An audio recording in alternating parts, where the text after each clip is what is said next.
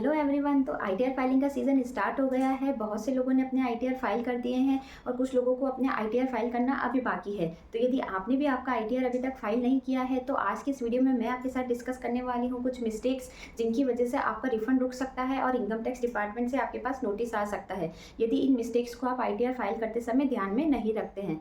तो चलिए देखते हैं कि आप कैसे इन मिस्टेक्स को करने से बच सकते हैं। तो hi everyone, this is C Deepika Jain here and welcome back to my YouTube channel.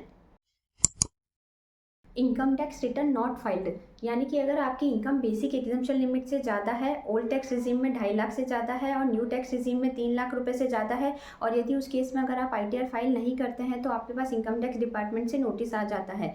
साथ ही कुछ स्पेशल केसेस है जहाँ पे आपकी इनकम बेसिक एग्जम्पशन लिमिट से कम होने पर भी आपको आईटीआर फाइल करना मैंडेटरी है। इसके लिए मैंने एक सेपरेट वीडियो बना रखी है जिसका लिंक मैंने डिस्क्रिप्शन बॉक्स में दे रखा है। आप जाके वहाँ देख सकते हैं कि कौन कौन से ऐसे केसेस है जहाँ पे इनकम टैक्स रिटर्न फाइल करना मैंडेटरी है यदि इनकम नील है। Missing deadline, income tax return file करने की जो ड्यू डेट है वो आपकी 31 जुलाई 2024 है। यदि आप उस ड्यू डेट के बाद में रिटर्न फाइल करते हैं तो आपको कई सारे डिसएडवांटेज हो सकते हैं, जैसे कि आपको ओल्ड टैक्स रिजीम में कई सारी एग्जेम्पशन और डिडक्शंस मिलती है जो कि आपको न्यू टैक्स रिजीम में नहीं मिलती है। लेकिन अगर आप 31 जुलाई 2024 के बाद में रिटर्न फाइल करते हैं तो वहाँ पर क्या होगा कि आपको जो ओल्ड टैक्स रिजीम के बेनिफिट है वो नहीं मिलेंगे और ना ही आप कोई एग्जेम्पशन और डिडक्शंस जो है वो क्लेम कर सकते हैं। रॉन्ग आईटीआर फॉर्म, तो जब आप आईटीआर फाइल करते हैं तो आपको आईटीआर फॉर्म का सिलेक्शन भी सही से करना है। आपकी जैसी इनकम है उसके अकॉर्डिंग ही आपका रिटर्न जो है वो फाइल किया जाएगा। अब आपके पास आईटीआर 1 से लेके आईटीआर 7 फॉर्म जो है वो अवेलेबल है। यदि आपकी इनकम सैलरी, पेंशन या अदर सोर्सेज है तो उस केस में आईटीआर 1, कैपिटल गेन के केस में आईटीआर 2, यदि आपकी शेयर मार्केट, म्यूचुअल फंड या एफएनडो से कोई इनकम या बिजनेस इनकम है तो उस केस में आईटीआर 3, प्रेजम्पटिव टैक्सेशन के केस में आईटीआर 4, अगर आप पार्टनरशिप फॉर्म है तो आईटीआर 5 और आईटीआर 6 जो है वो कंपनी के केस में है एंड आईटीआर 7 जो है वो ट्रस्ट के केस में है। तो इसलिए यदि आप रॉन्ग आईटीआर फॉर्म सेलेक्ट करते हैं तो आगे जाके आपको परेशानी हो सकती है और आपके पास इनकम टैक्स डिपार्टमेंट से नोटिस भी आ सकता है। नेक्स्ट है आपका shown all bank account in your return. अब आपको यहाँ पे रिटर्न में सारे बैंक अकाउंट जो है वो शो करने हैं, चाहे वो करंट अकाउंट हो चाहे सेविंग बैंक अकाउंट हो। अब शो करने का मतलब ये नहीं है कि आपको केवल अकाउंट की डिटेल, आईएफएससी कोड जो है वो रिटर्न में मेंशन करने हैं। आपको शो करने का मतलब है कि आपके बैंक अकाउंट में जितने भी ट्रांजेक्शन आ रहे हैं वो सभी ट्रांजेक्शन जो है वो भी आपको अपनी बैलेंस शीट में और इनकम स्टेटमेंट जो है उसमें शो करने हैं। अब जैसे कि मान लो अगर आपने कोई हाउसिंग लोन ले रखा है तो उसका इंटरेस्ट और उसका जो क्लोजिंग बैलेंस है वो आपको जो है वो बैलेंस शीट में शो करना है। साथ ही आपको सभी जो अपने बैंक अकाउंट है उसको रिकंसाइल करना है और देखना है कि आपका जो जीएसटी का टर्नओवर है वो एक्सीड तो नहीं हो रहा है। नेक्स्ट है आपका क्लबिंग ऑफ इनकम। तो इनकम टैक्स में आपको क्लबिंग के प्रोविज़न तो पता ही होंगे। यदि किसी पर्सन के द्वारा अपनी इनकम डाइवर्ट की जाती है तो वो इनकम जो है वो उसी पर्सन की मानी जाती है और उसके रिटर्न में ही शो की जाती है। तो यदि मान लो किसी माइनर चाइल्ड की इनकम है या वाइफ के नाम से कोई एफडी करा रखी है और उससे अगर कोई इंटरेस्ट इनकम रिसीव हो रही है तो ये इनकम जो है जिस पर्सन ने डाइवर्ट की है उसी की रिटर्न जो है उसमें शो की जाएगी। और यदि ऐसा नहीं किया जाता है तो टैक्स के साथ में पेनल्टी का भी पेमेंट एसएससी को करना पड़ सकता है।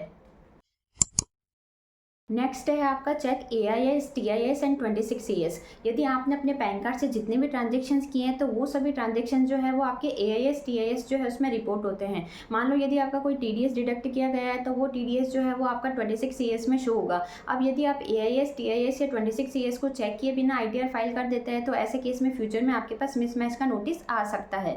तो रिटर्न फाइल करने से पहले आपका एआईएस, टीआईएस और 26CS जो है वो उसको जरूर चेक कर ले और ये तीनों जो है डॉक्यूमेंट्स वो आपके 31 मई 2024 तक अपडेट होंगे तो आप उसके बाद ही अपना आईटीआर जो है वो फाइल करें।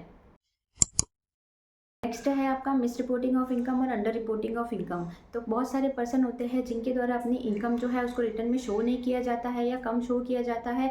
तो ऐसा करना गलत है। आपको आपके रिटर्न में एक्चुअल इनकम जो है वो शो करनी है, क्योंकि कई सारे पर्सन क्या करते हैं कि उनकी ऑन रिकॉर्ड जितनी इनकम या जो भी सैलरी आ रही है वो ज़्यादा आती है तो वो टैक्स बचाने के चक्कर में अपने रिटर्न में कम शो करते हैं। तो ऐसा अगर आप करते हैं तो फ्यूचर में आपके पास इनकम टैक्स डिपार्टमेंट से नोटिस आ सकता है। नेक्स्ट है आपका not showing saving bank account in ITR. तो बहुत सारे पर्सन है जिनके एक से ज़्यादा सेविंग बैंक अकाउंट होता है लेकिन ना तो उनकी डिटेल वो अपने आईटीआर में शो करते हैं और ना ही उसकी इंटरेस्ट इनकम जो है उसको आईटीआर में कंसीडर करते हैं। लेकिन असेसमेंट ईयर 24-25 से एक अपडेट हो गया है आईटीआर में, आपके पैन नंबर से जितने भी बैंक अकाउंट हैं उनमें अगर कोई भी ट्रांजेक्शन किया जाता है तो उनकी सारी डिटेल जो है वो आपके एआईएस, टीआईएस जो है उसमें शो होगी। तो आपको जो एक्चुअल इंटरेस्ट है वो आपके आईटीआर में आपको कंसिडर करना है, अदरवाइज आपके पास मिसमैच का नोटिस जो है वो डिपार्टमेंट से आ सकता है। नेक्स्ट है आपका ओल्ड टैक्स रिजीम और न्यू टैक्स रिजीम। तो असेसमेंट ईयर 24-25 से आपके पास दो टैक्स रिजीम अवेलेबल है। एक है ओल्ड टैक्स रिजीम जहाँ पे आपको बहुत सारी एग्जम्पशन और डिडक्शंस मिलती है, और सेकंड है न्यू टैक्स रिजीम जहाँ पे आपको बहुत कम डिडक्शंस और एग्जम्पशन जो है वो अवेलेबल होती है। तो ओल्ड टैक्स रिजीम में बहुत सारे पर्सन हैं जिनके द्वारा फेक डिडक्शंस जो है वो क्लेम की जाती है, जैसे कि ATC में, ATD में। तो ऐसे केस में आपको क्या करना है कि जो एक्चुअल आपकी डिडक्शंस है वही आपको रिटर्न में क्लेम करनी है। अदरवाइज यदि आप फेक डिडक्शंस क्लेम करते हैं और अगर डिपार्टमेंट के नोटिस में अगर आप आ जाते हैं तो उस केस में आपको अपडेटेड रिटर्न फाइल करना पड़ सकता है, और साथ में आपको टैक्स पेनल्टी और एडिशनल टैक्स जो कि 25 और 50% तक हो सकता है। तो आप ध्यान रखें कि जब भी आप डिडक्शन क्लेम करें तो कोई भी फर्जी डिडक्शंस जो है वो आपके रिटर्न में क्लेम ना करें। नेक्स्ट है आपका investment in share market and mutual fund. तो यदि आपके द्वारा भी शेयर मार्केट या म्यूचुअल फंड में कोई इन्वेस्टमेंट किया जाता है और पूरे साल में मान लो यदि आपने एक ही शेयर जो है वो परचेज किया लेकिन उसको सेल नहीं किया, तब तो कोई टेंशन नहीं है। लेकिन अगर आपने शेयर जो है उसको सेल किया है तो उस केस में भी आपको ITR फॉर्म का सही से सिलेक्शन करना है, क्योंकि अगर आप सिंगल शेयर भी सेल करते हैं तो ऐसे केस में उससे जो भी प्रॉफिट और लॉस होगा वो आपके कैपिटल गेन में जाएगा, ना कि अदर सोर्सेज में। नेक्स्ट है GST रजिस्ट्रेशन। तो यदि आपने भी GST में आपका रजिस्ट्रेशन ले रखा है, यदि आप कंपोजिशन डीलर है या फिर आप रेगुलर डीलर है, तो उस केस में आपको ध्यान रखना है कि आपका जो GST का टर्नओवर है वो भी आपको अपने इनकम टैक्स रिटर्न में कंसीडर करना है। अब आप यदि कंपोजिशन डीलर है तो उस केस में आप GST का जो टर्नओवर है वो आपके GST-4 और CMP 08 से मैच कर सकते हैं, और यदि आप रेगुलर डीलर है तो उस केस में आप GSTR 3B, GSTR 1 और GSTR 9 के थ्रू अपना टर्नओवर जो है वो चेक कर सकते हैं, और आपको एक्चुअल टर्नओवर जो है वही अपने ITR रिटर्न में शो करना है।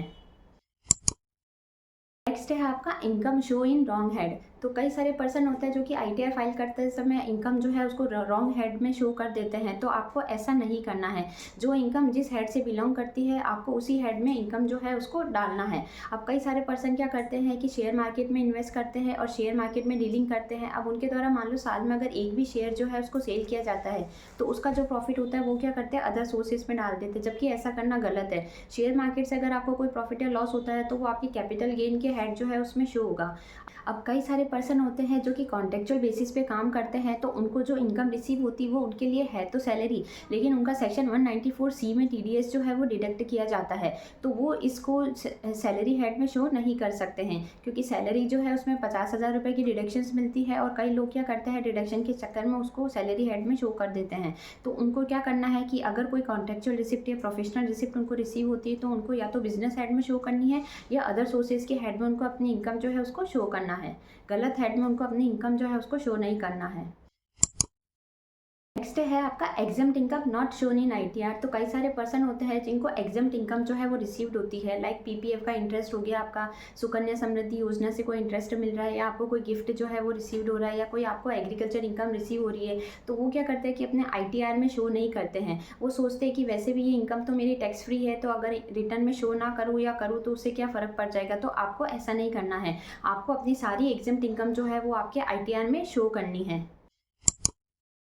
नेक्स्ट है आपका check TDS, TCS, advance tax and self assessment tax. तो आपका भी यदि असेसमेंट ईयर 24-25 में कोई TDS डिडक्ट हुआ है या TCS डिडक्ट हुआ है या आपने कोई सेल्फ असेसमेंट टैक्स या एडवांस टैक्स डिपॉजिट कराया है, तो एक बार आप अपने स्टेटमेंट जो है वो चारों को रिकनसाइल जरूर कर ले कि उसमें आपका डाटा जो है वो शो हो रहा है या नहीं हो रहा है। क्योंकि कई बार तो क्या होता है कि जब आप ITR फाइल करते हैं तो उसमें ये डाटा ऑटो पॉपुलेट हो जाते हैं, लेकिन कई बार कितनी बार ये डाटा ऑटो पॉपुलेट नहीं होते हैं। तो ऐसे केस में यदि आपके पास चालान है और या फिर आपके पास प्रूफ है तो आप ITR फाइल करते समय अपने रिटर्न में TDS या सेल्फ असेसमेंट टैक्स या एडवांस टैक्स जो है उसको शो कर सकते हैं। नेक्स्ट है आपका एडवांस टैक्स लाइबिलिटी। तो अगर किसी भी SSC का पूरे साल में 10,000 रुपये से ज़्यादा का टैक्स लाइबिलिटी बनती है तो उस केस में उसको एडवांस टैक्स जो है वो डिपॉजिट कराना कंपलसरी होता है। अब ये एडवांस टैक्स जो है वो आपका 4 इंस्टॉलमेंट में जमा किया जाता है। 15 जून तक आपको 15%, 15 सितंबर तक आपको 45%, 15 दिसंबर तक आपको 75% और 15 मार्च तक आपको 100% टैक्स जो है उसका जमा कराना पड़ता है। यदि आपने अपना एडवांस टैक्स जमा नहीं कराया है तो ऐसे केस में आप ITR फाइल करते समय जमा करा सकते हैं, साथ में आपको इंटरेस्ट का पेमेंट भी करना पड़ेगा। नेक्स्ट है आपका पर्सनल इन्फॉर्मेशन। तो आईटीआर फाइल करने से पहले आपको जो अपनी परमानेंट इन्फॉर्मेशन है वो एक बार ज़रूर चेक करनी है कि आपके कहीं नाम में, डेट ऑफ बर्थ में, आपके फादर के नाम में, आपके एड्रेस में या बैंक अकाउंट डिटेल जो आपने आईटीआर में भरी है वो कहीं रॉन्ग तो नहीं है। क्योंकि कई बार क्या होता है कि हमारी स्पेलिंग जो है उसमें मिस्टेक हो जाती है। और एक बार आपको अपने पैन कार्ड और आधार कार्ड से जो आपने डिटेल अपने आईटीआर में डाली है वो ज़रूर चेक कर ले, अदरवाइज़ आपको बाद में अपना रिटर्न जो है वो रिवाइज़ करना पड़ सकता है। नेक्स्ट है आपका बैंक अकाउंट वैलिडेशन। तो असेसमेंट ईयर 24-25 से आपको अपने सारे बैंक अकाउंट की डिटेल देनी है, चाहे वो करंट अकाउंट हो, चाहे सेविंग बैंक अकाउंट हो, और साथ ही आपके सारे बैंक अकाउंट जो है वो वैलिडेट भी होने चाहिए। अब मान लो यदि आपका असेसमेंट ईयर 24-25 में कोई भी टीडीएस है, या मान लो आपने कोई एडवांस टैक्स है जो कि एक्स्ट्रा जमा करा दिया है, तो जब तक आपका बैंक अकाउंट वैलिडेट नहीं होगा तो उस केस में आपका रिफंड और आपका जो एडवांस टैक्स आपने एक्स्ट्रा जमा कराया है वो आपको नहीं मिलेगा। तो कम से कम आपका एक बैंक अकाउंट जो है वो तो वैलिडेट होना कंपलसरी है। तो आईटीआर फाइलिंग करने से पहले आप अपने सारे बैंक अकाउंट जो है उसको वैलिडेट जरूर कर लें।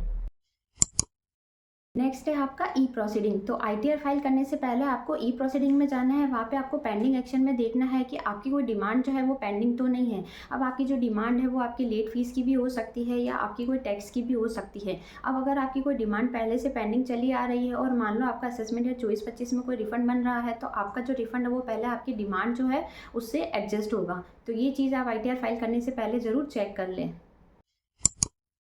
नेक्स्ट है बिजनेसमैन। यदि आप भी एक बिजनेसमैन है और आपका भी आईटीआर 3 जाता है, तो आपको आईटीआर फाइल करने से पहले अपना trading, PNL, balance sheet, capital account जो है वो प्रॉपर मेंटेन करने हैं और बनाने हैं, और उसके बाद ही आपको अपना आईटीआर जो है वो फाइल करना है। और यदि आप प्रिजम्पटिव टैक्सेशन स्कीम में है तो उस केस में आप पीएनएल और बैलेंस शीट भी बना सकते हैं। कई लोग होते हैं जो कि बिना ट्रेडिंग, पीएनएल, बैलेंस शीट बनाए आईटीआर फाइल कर देते हैं, तो उनको फ्यूचर में प्रॉब्लम हो सकती है। तो आपको ऐसा नहीं करना है, क्योंकि यदि आप अपना कैपिटल अकाउंट और बैलेंस शीट बनाते हैं तो आपको पता चल जाता है कि आपकी अभी तक कैपिटल जो है वो कितनी बनी है। तो आईटीआर फाइल करने से पहले अपनी बैलेंस शीट जो है वो आप ज़रूर प्रिपेयर कर लें।